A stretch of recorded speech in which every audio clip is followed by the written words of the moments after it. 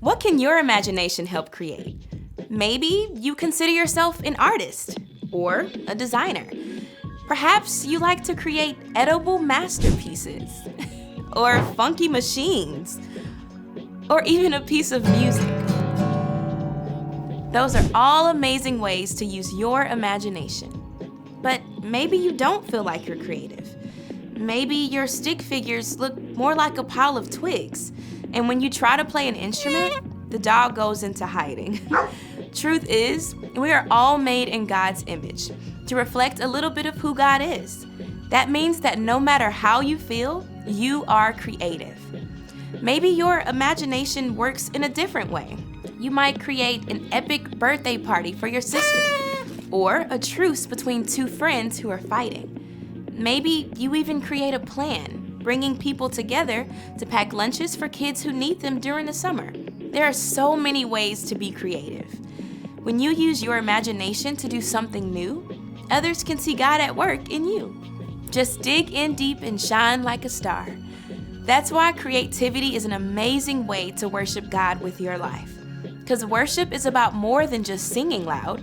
It's all about living loud.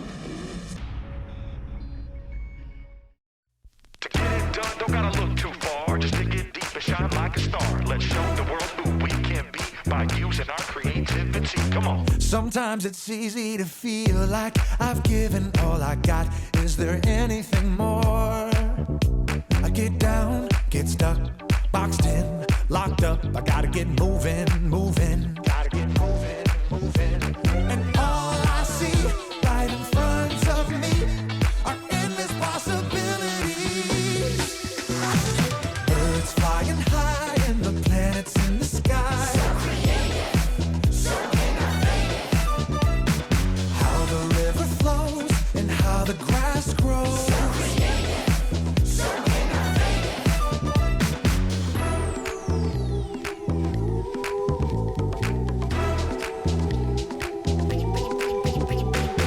sometimes it's easy to feel like I've given all I got. Is there anything more?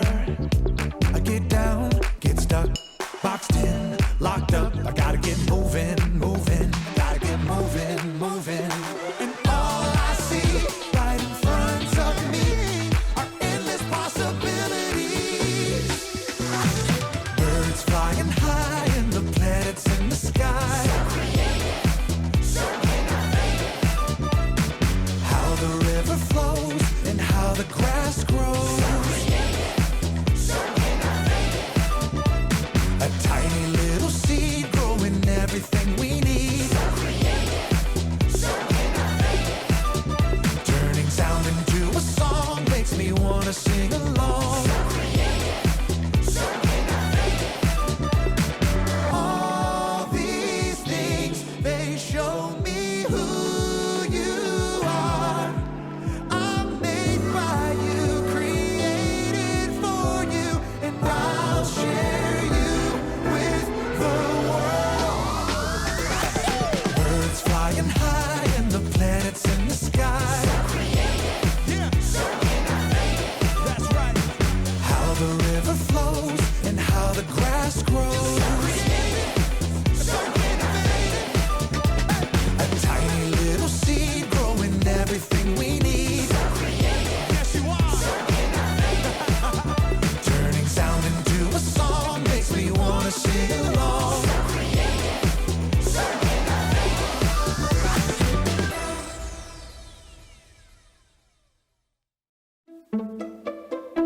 Hey, welcome to Story Lab. This week, we're talking about creativity.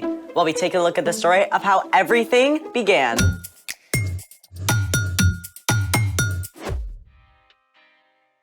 Hey, I'm Skylar. And I'm Sebastian, We're talking about creativity. which is using your imagination to do something new. Looks like you're trying something new. It's supposed to be Actually, what do you think it is? Sea monster? No, it's supposed to be me. Oh. I'm a terrible artist. Hey, you don't need to be a great artist to be creative.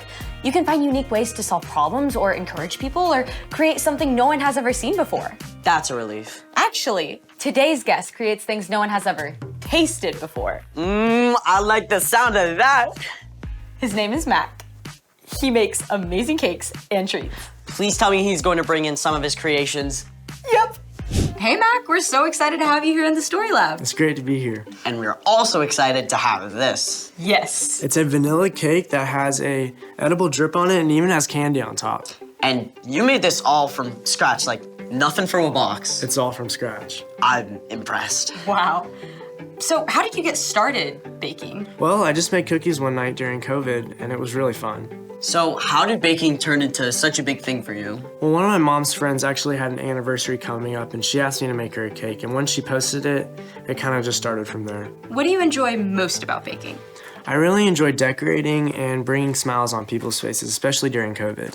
All right, so what are some of your favorite bakes? Definitely a 10-year anniversary cake I did for this amazing organization called Heart for Africa.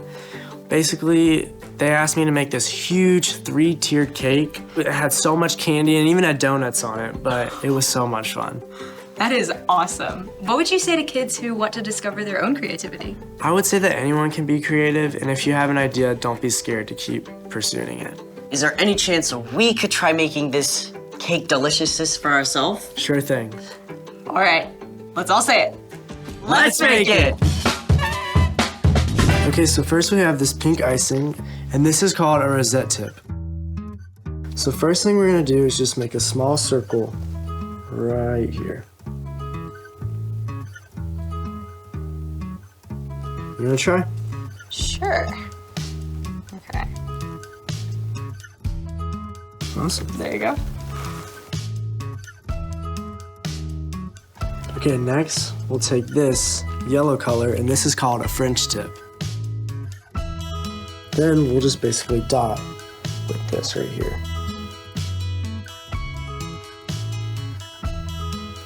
There you go.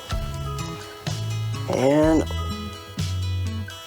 there we go. Look at that. Awesome. Next, we have this orange color, and it's just a circle tip. And then we'll basically just use this to fill in any spots that that still have cake.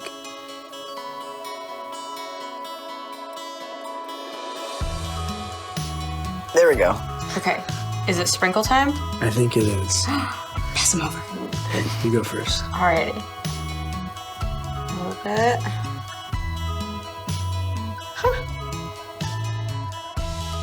I gotta add some style to it.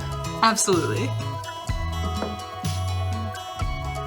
Well, awesome. Well, Mac, it's been amazing having you in the Story Lab. Thank you for teaching us how to decorate cakes. It's been so much fun. Mac, it is mind-boggling how you can come up with something so incredible from nothing. Speaking of which, it's time for...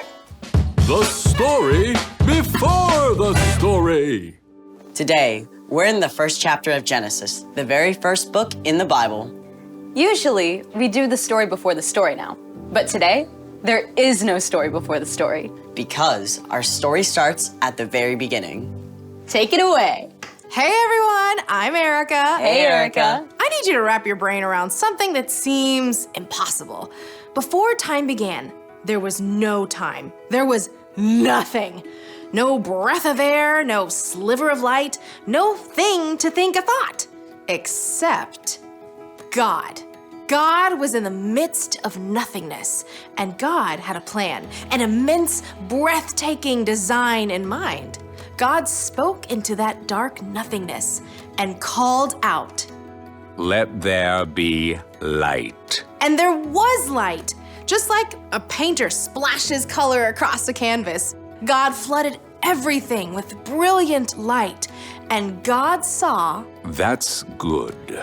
Then God separated the light from the dark. God called the light day and the dark night. Evening faded to night, and then back to bright morning, the very first day. But God was just getting started. God said, Let there be a huge space between the waters. God made a place for the waters and created a beautiful arching sky above. Day and night made day 2. Then God got to work again and said, Let the water under the sky be gathered into one place, Let dry ground appear. Plains and mountains and valleys rose right up out of the sea. Then God said, Let the land produce plants and trees. let me tell you, the ground went wild. God saw That's good. morning followed evening, day 3. Then God said, Let there be lights in the huge space of the sky. Let them separate the day from the night. God hung up the sun and sent the earth spinning around it. God set the moon in place and flung the stars and planets into the deep reaches of space.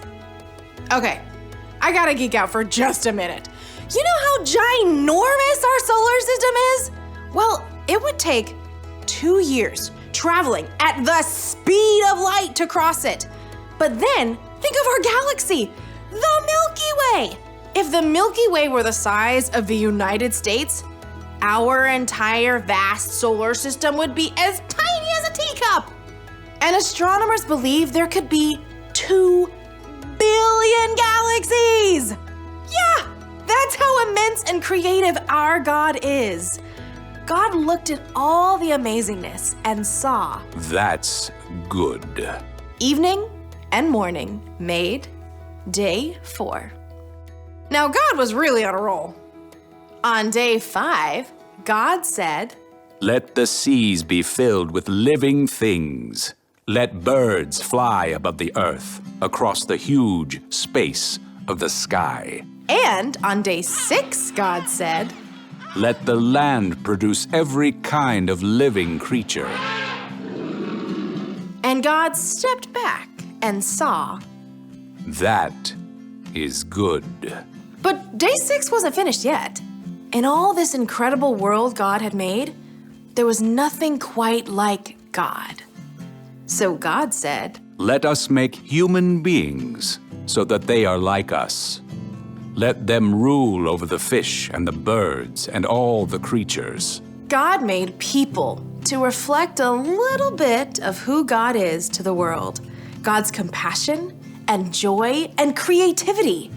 God said, Have children, so there will be many of you. I am giving you every plant for food. Then God took a look at the whole creation and saw.